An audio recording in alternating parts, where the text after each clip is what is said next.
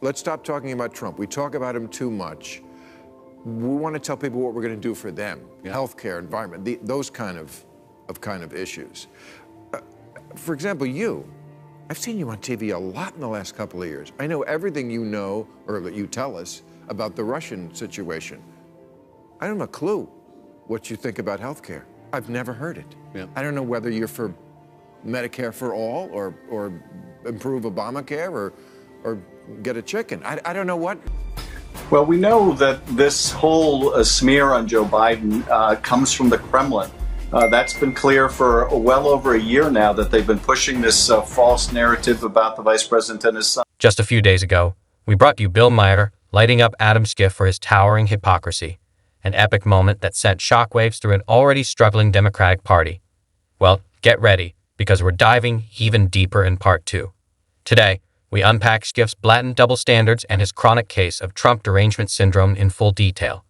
If you haven't subscribed yet, now's the perfect time, unless you want to miss more jaw-dropping political meltdowns like this one.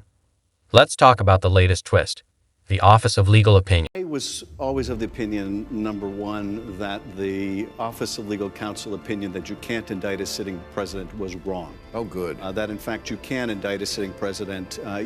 I think there are prudential reasons not to try someone who's the President of the United States, but particularly when there's any risk of the statute of limitations running.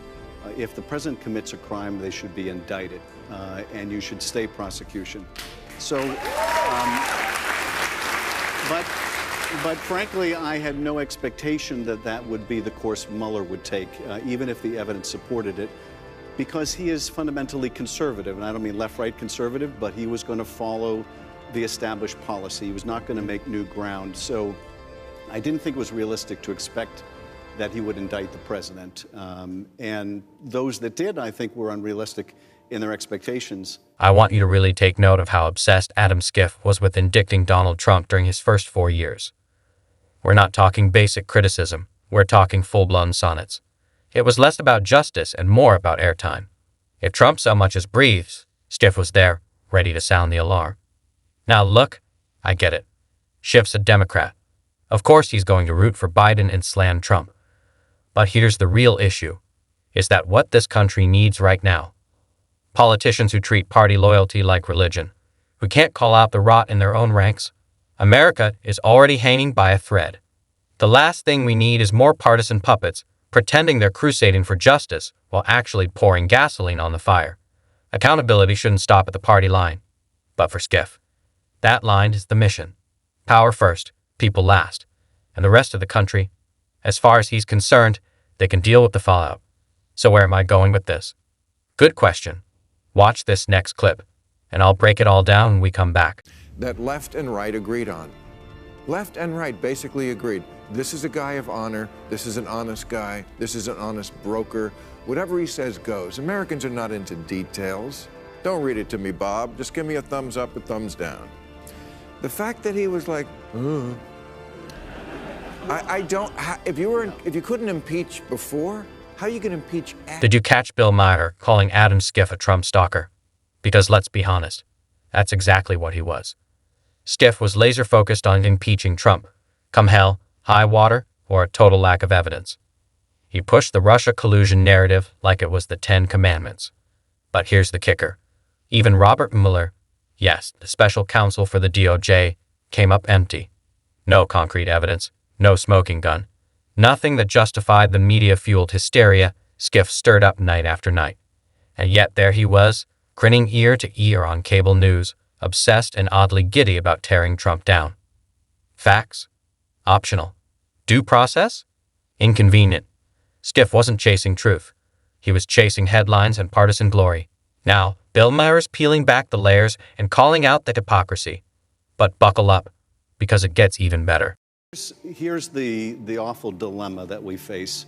If we don't impeach him, that sends a message that this kind of conduct, this obstruction of justice, this kind of willing use of the help of a foreign adversary, all the lies and cover-up, that this is non-impeachable.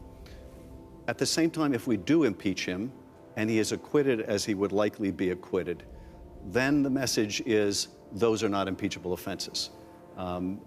At the end of the day, Bill, there's only one way to deal with this problem, whether we impeach him or not, and that is to vote his ass out of office.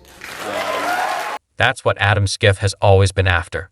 Not justice, not truth, but getting Trump out of office by any means necessary. His endgame? Swap out Trump and install his party's preferred puppet in the White House. And if you really read between the lines, it's painfully clear. Schiff wasn't driven by some noble mission of accountability. He was laser-focused on flipping power back to the Democrats. Period. Want proof? Here's the tell. If Schiff actually had rock-solid evidence, if his case against Trump was as airtight as he shouted from every network rooftop, then why was he already predicting an acquittal before the trial even began? That's not the confidence of a man with facts on his side. That's the move of a political operator who knows the optics matter more than the outcome. Schiff was playing to the cameras, not the Constitution. It was never about justice. It was about control, headlines, and scoring wins for Team Blue. And this is where Bill Maher drops the gauntlet. Let's stop talking about Trump. We talk about him too much. We want to tell people what we're going to do for them. Healthcare, environment, those kind of issues. For example, I've seen you on TV a lot in the last couple of years. I know everything you know, or that you tell us, about the Russian situation. I don't have a clue what you think about healthcare. I've never heard it. Yeah. I don't know whether you're for Medicare for all, or improve Obamacare, or get a chicken. I don't know. Bill Maher is nothing short of a master tactician when it comes to exposing political hypocrisy. And once again, he proved it with just one brutally simple question. Watch how he dismantles Adam Schiff's entire narrative with surgical precision. For the past 7 years, Schiff has built his brand around one thing: going after Trump. That's been his mission, his identity. Trump bad, Orange man scary. But Maher cuts through the noise and asks the one question no Democrat wants to answer. Okay, let's say Trump is a monster and we vote against him. Why should we vote for you? Crickets. That's the problem. What does Adam Schiff actually stand for beyond hating Trump? What's his vision, his platform, his leadership philosophy? Nothing. Strip away the Trump obsession, and what you're left with is a hollow partisan shell, loud on outrage, empty on ideas. But here's the real kicker. After years of preaching about the moral urgency of truth, justice, and accountability, the Democrats were suddenly hit with the Hunter Biden laptop scandal, their biggest political crisis in a decade. And what did Schiff do? Did he call for transparency? Did he demand answers? No. He circled the wagons, went on the offensive, defended Hunter Biden without hesitation. He didn't just deflect. He targeted anyone who questioned the official narrative, including the whistleblowing laptop repairman. So much for moral high ground. John Paul, we know that your life has been turned absolutely upside down because you were accused of spreading Russian disinformation. Tell us about the last few years and what led you to file this lawsuit. Good morning, Carly. Thanks for having me on the show. Well, the last couple of years have been pretty tough. It was pretty quick out of the gate that I was labeled a hacker.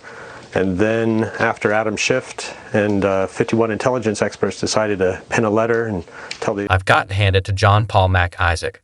The man had a sense of humor, even while being dragged through the mud. He nicknamed Adam Schiff Adam Schiff, and honestly, it fits. Schiff didn't just bend the truth. He shifted it, twisted it, reshaped it to fit whatever narrative his party needed at the time.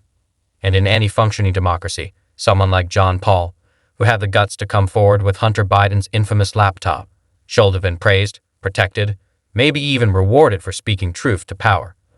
But not in Schiff's America. Instead of investigating the facts, Schiff ran straight to the cameras and branded John Paul a Russian asset. No evidence, no due process, just a full-throttle smear job. And like clockwork, the media fell in line, turning a legitimate whistleblower into a national pariah, all because he exposed the wrong guy. This wasn't justice. It was political damage control dressed up as patriotism. Well, we know that this whole smear on Joe Biden comes from the Kremlin.